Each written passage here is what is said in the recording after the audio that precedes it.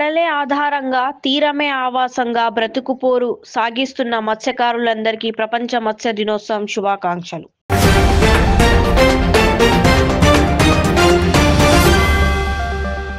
Raman effect తో పాటు science రంగంలో ఎన్నో విప్లవాత్మక పరిశోధనలు చేసి వైజ్ఞానిక రంగంలో విశేష కృషి చేసిన గొప్ప శాస్త్రవేత్త, భారతరత్న సర్ సివి రామన్ గారి వర్ధంతి సందర్భంగా వారి దివ్య స్మృతికి ఘన నివాళులు.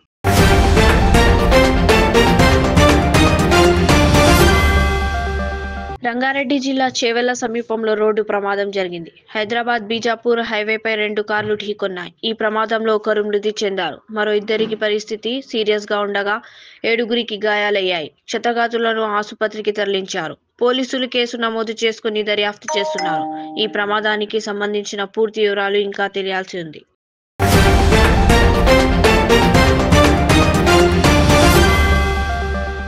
భద్రాచలంలో కల్తీ నెయ్యి ముఠా పట్టివేత. భద్రాచలంలో ప్రధాన కూడలిలోని ఒక లాడ్జీని అడ్డాగా చేసుకుని కల్తీ నెయ్యి తయారు చేసి విక్రయిస్తున్న ముఠాను పోలీసులు పట్టుకున్నారు. ఎస్ఐ సతీష్ నేపథ్యంలో జరిగిన ఈ ఆపరేషన్లో కర్ణాటక, ఆంధ్రప్రదేశ్లకు చెందిన 4 నిందితులను అరెస్ట్ చేశారు. వారి వద్ద నుంచి దాదాపు 65 కిలోల కల్తీ నెయ్యి విలువ రూ. 52,000 తయారీ పరికరాలను స్వాధీనం చేసుకున్నారు. పోలీసు కేసు నమోదు చేసి దర్యాప్తు చేస్తున్నారు.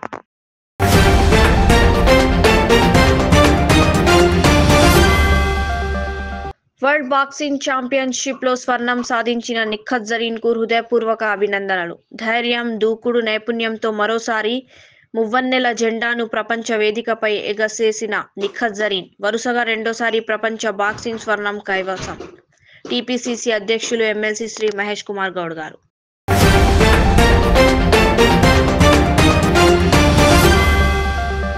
ఒక్క రైతు కూడా భూ సమస్య వల్ల ఆత్మహత్య చేసుకోకూడదు. రైతులు భూమి హక్కులు 100% కాపాడుతాం. అన్ని ఎన్నికల ప్రచారంలో అదరగొట్టిన రేవంత్ మీ పార్టీ ఎమ్మెల్యే క్యాంపు కార్యాలయాల వద్ద, తహసీల్దార్ కార్యాలయాల వద్ద జరుగుతున్న రైతు ఆత్మహత్యల కనిపించడం లేదా?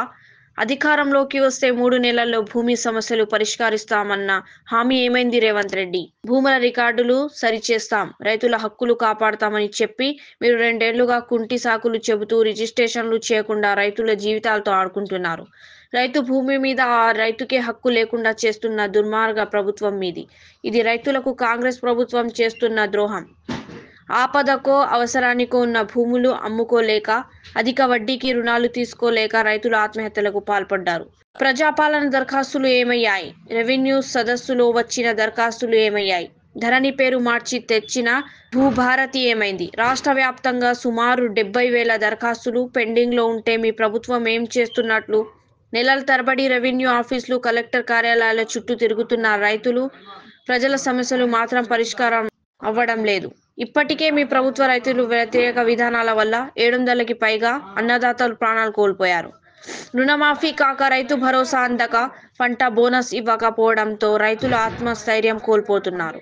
ఇప్పటికైనా ప్రభుత్వం, రెవెన్యూ శాఖ మేలుకొని పెండింగ్ లో ఉన్న దరఖాస్తులను వెంటనే పరిష్కరించాలని, రైతుల ఆత్మహత్యలు చేసుకోకుండా చూడాలని డిమాండ్ చేస్తున్నాం. మంత్రి Harish Rao.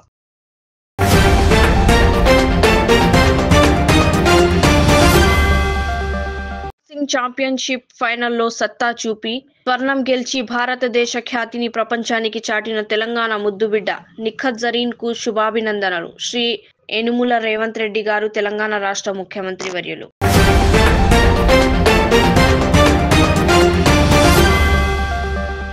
EMRS national sports meet 2025లో సత్తా చాటిన తెలంగాణ విద్యార్థులు. 230 పతకాలు సాధించి రాష్ట్ర ప్రతిష్టను చాటిన విద్యార్థులు.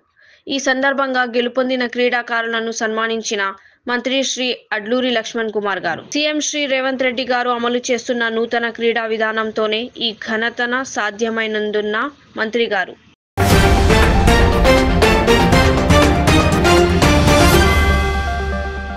గాజాలో హమాస్ ఏర్పాటు చేసుకున్న అతిపెద్ద సొరంగాన్ని ఇజ్రాయెల్ డిఫెన్స్ ఫోర్స్ గుర్తించింది. ఈ సొరంగం జనావాసాలు, యుఎన్ కాంపౌండ్లు, మసీదులు, స్కూళ్ల గుండా వెళ్తుందని ఐడిఎఫ్ తెలిపింది. ఇది 25 మీటర్ల లోతులు, సుమారు 7 కిలోమీటర్ల పొడవుతో 80 గదులతో ఉందని పేర్కొంది. హమాస్ నాయకుడు సిన్వర్ కూడా దీని నుంచే తన కార్యకలాపాలను నిర్వహించేవాడని, ఇందులో ఆయుధాలు, కమాండింగ్ యూనిట్లు ఉండేవని ఐడిఎఫ్ ఓ వీడియోను విడుదల చేసింది.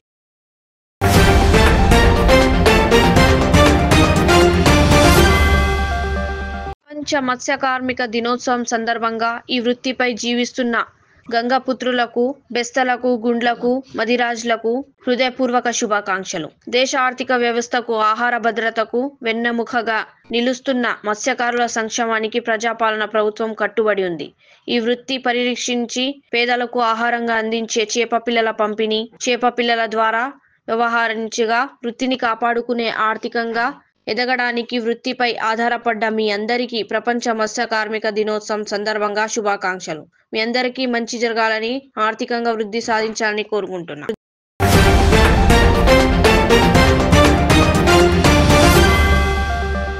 ఈరోజు మధ్యాహ్నం 12 గంటలకి తెలంగాణ భవన్లో మీడియా సమావేశం నిర్వహిస్తున్న బీఆర్ఎస్ వర్కింగ్ ప్రెసిడెంట్ కేటీఆర్